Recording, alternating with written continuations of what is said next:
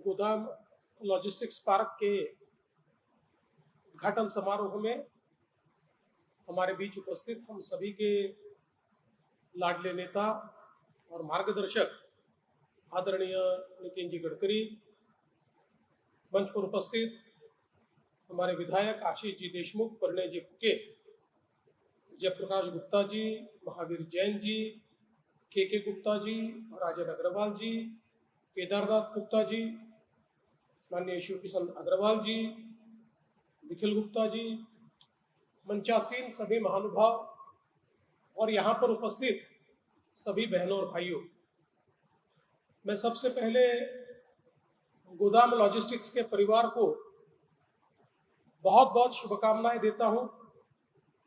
एक बहुत ही आधुनिक स्टेट ऑफ आर्ट इस प्रकार का लॉजिस्टिक्स पार्क आज हमारे नागपुर जिले में उद्घाटित हुआ है और निश्चित रूप से नागपुर जिले के आर्थिक विकास में एक बहुत महत्वपूर्ण भूमिका इस लॉजिस्टिक पार्क के माध्यम से उसका निर्वाह होगा, इस बारे में मेरे मन में कोई शंका नहीं है।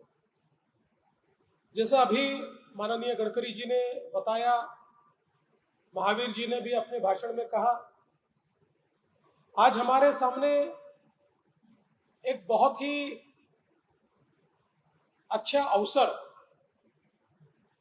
तैयार हुआ है। दुनिया के जो आज जियोपॉलिटिकल परिस्थिति है, इस परिस्थिति में मैन्युफैक्चरिंग का क्षेत्र हो, लॉजिस्टिक्स का क्षेत्र हो, हर क्षेत्र में एक बड़ा अवसर हमारे सामने आज तैयार हो रहा है। लेकिन जैसे अवसर तैयार होता है, वैसे चुनौती भी तैयार होती है और सबसे बड़ी चुनौती आज हमारे मैन्युफैक्चरिंग क्षेत्र के सामने हमारी लॉजिस्टिक कॉस्ट की ही है।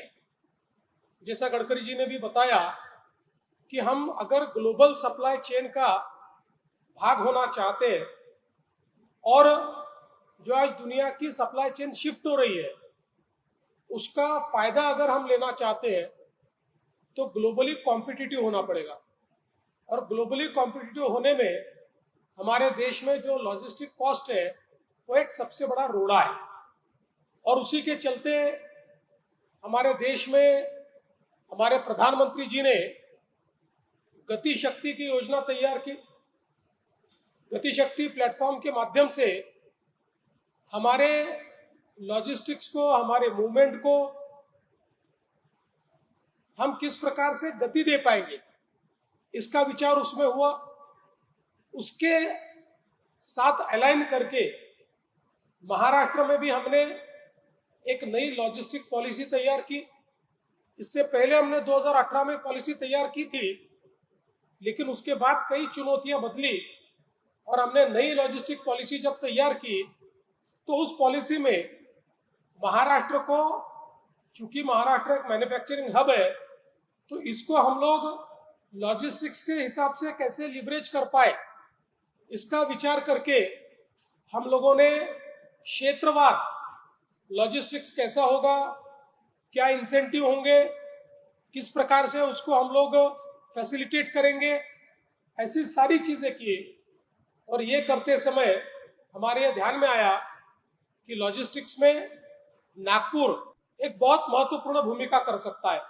एक और मुंबई और दूसरी ओर नागपुर, ये दो सेंटर ऐसे हैं कि जो निश्चित रूप से बहुत अहम भूमिका निभा सकते हैं और उसके चलते हम लोगों ने इस मेगा लॉजिस्टिक पॉलिसी में नागपुर को भी एक बहुत ही महत्वपूर्ण जगह इस पॉलिसी के माध्यम से दी है। और मुझे बहुत खुशी है कि हमारे यहाँ के उद्यमियों ने इस पॉलिसी को बहुत अच्छे तरीके से स्वीकारा और बड़ी हिम्मत के साथ निवेश करना शुरू किया। और आज हम देख रहे हैं कि हमारे ये जो गोदाम परिवार है, महावीर जी होंगे, हमारा अग्रवाल परिवार होगा, गुप्ता होंगे, सारे लोग ये जो साथ में आए हुए प्रमोटर्स हैं, इन्होंने मिलकर एक बहुत ही स्टेट ऑफ आर्ट इस प्रकार का ये गोदाम लॉजिस्टिक पार्क यहाँ पर शुरू किया है और ये पार्क एक प्रकार से हमारे यहाँ पर मैन्युफैक्चरिंग हो या सप्लाई चेन हो, ये दोनों में एक मील का पत्थर साबित होगा। ये मैं निश्चित रूप से यहाँ पर कहना चाहता हूँ और उनको बधाई देना चाहता हूँ। आज निश्चित रूप से इतने बड़े पैमाने पर हमारे यहाँ इंडस्ट्री आ रही है। आज विशेष अगर हम लोग देखें तो महाराष्ट्र में पहले केवल एमएमआर रीजन में इंडस्ट्री आती थी। एमएमआर और पुणे ये हमारा इंडस्ट्री का मैग्नेट था। अब धीरे धीरे नासिक भी मैग्नेट बना, छत्रपति संभाजीनगर भी बना, नागपुर भी बना और अब गढ़चिरौली भी बन रहा है। तो इस प्रकार से जब हमारा मैन्युफैक्चरिंग का पोर्टफोलियो ये डाइवर्स हो रहा है, ऐसे समय इस पोर्टफोलियो को मेंटेन करने के लिए आधुनिकतम लॉजिस्टिक की फैसिलिटी ये बहुत जरूरी है। दूसरा, नागपुर मुंबई समृद्धि हाईवे से हम लोगों ने अब नागपुर को जेएनपीए के साथ, जेएनपीटी पोर्ट के साथ जोड़ा है और अब देश का सबसे बड़ा पोर्ट वाढवण ये हम लोग मुंबई के पास डहाणू में बना रहे हैं। ये देश के सबसे बड़े पोर्ट जेएनपीटी से 3 गुना बड़ा पोर्ट है और दुनिया के पहले 10 पोर्ट में ये पोर्ट इसका शुमार होगा। इस प्रकार का ये बड़ा पोर्ट है। 2028 तक या 29 की शुरुआत तक इसका पहला टर्मिनल हम लोग ओपन करने की कोशिश कर रहे हैं।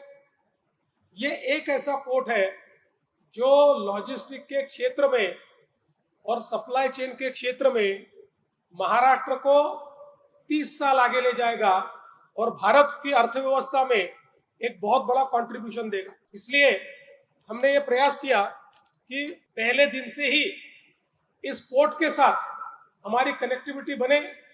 इसलिए समृद्धि महामार्ग पर इगतपुरी से एक डेडिकेटेड रोड फ्रेट कॉरिडोर जैसा ये हम लोगों ने अभी बनाना शुरू किया है, जो मात्र 1.5 से पौने 2 घंटे में सीधा हम लोगों को इस पोर्ट पर ले जाएगा। तो एक प्रकार से अगर हम विचार करें तो नागपुर से अब वाढवण पोर्ट की दूरी 8 घंटे से ज्यादा नहीं होगी। तो एक प्रकार से जो हमारी जो लॉजिस्टिक्स की सारी यहाँ पर रिक्वायरमेंट है, मूवमेंट है, और उसके कारण विशेष रूप से जो हमारे मैन्युफैक्चरिंग सेक्टर में आज बड़े पैमाने पर जो अलग अलग प्रकार के इक्विपमेंट्स लगते हैं, अलग अलग प्रकार के पार्ट्स लगते हैं, ये सारी चीजों की मूवमेंट की दृष्टि से एक बहुत ही डेडिकेटेड इस प्रकार की व्यवस्था हमको मिल रही है। और जिसके चलते मैं ऐसा मानता हूं कि आने वाले समय में बहुत बड़े अवसर हमको इसके माध्यम से मिलने वाले हैं। मैं तो ऐसा मानता हूं कि जैसे महावीर जी ने कहा कि आप और एक्सपांशन कर रहे हैं और 2 लाख स्क्वायर फीट का आप यहाँ पर जो बांधकाम है उसको कर रहे हैं। अभी हम ऐसे फेज में हैं कि नागपुर में इस लॉजिस्टिक्स पार्क जैसे कम से कम 20 पार्क हमको चाहिए। इतने बड़े पैमाने पर आज इसकी मांग है। अभी मैंने जितने लॉजिस्टिक पार्क का नागपुर में उद्घाटन किया, नितिन जी ने जितने पार्क का उद्घाटन किया, उद्घाटन के समय वो सब बुक है, किसी के पास स्पेस बची नहीं है, एडवांस में उसका बुकिंग चल रहा है। तो मुझे ऐसा लगता है कि जो लॉजिस्टिक्स की हमारी अपेक्षा थी कि नागपुर एक सेंटर बने, नागपुर एक कैपिटल बने, उस दृष्टि से अब हम लोगों की यात्रा शुरू हो चुकी है। और उस यात्रा में आपने जो काम किया है ये बहुत ही प्रेरक इस प्रकार का काम है। आपका ये कार्य देखकर और भी हमारे जो उद्यमी है इस क्षेत्र में आएंगे और निश्चित रूप से नागपुर को एक नई दिशा और नागपुर को एक नई गति देने का प्रयास करेंगे। मैं फिर एक बार इस बहुत ही अच्छे कार्य के लिए आपको धन्यवाद देता हूं और आपने हमको इसके उद्घाटन में बुलाया, इसलिए आपका आभार व्यक्त करते हुए अपने शब्दों को विराम देता हूं। धन्यवाद। जय हिंद।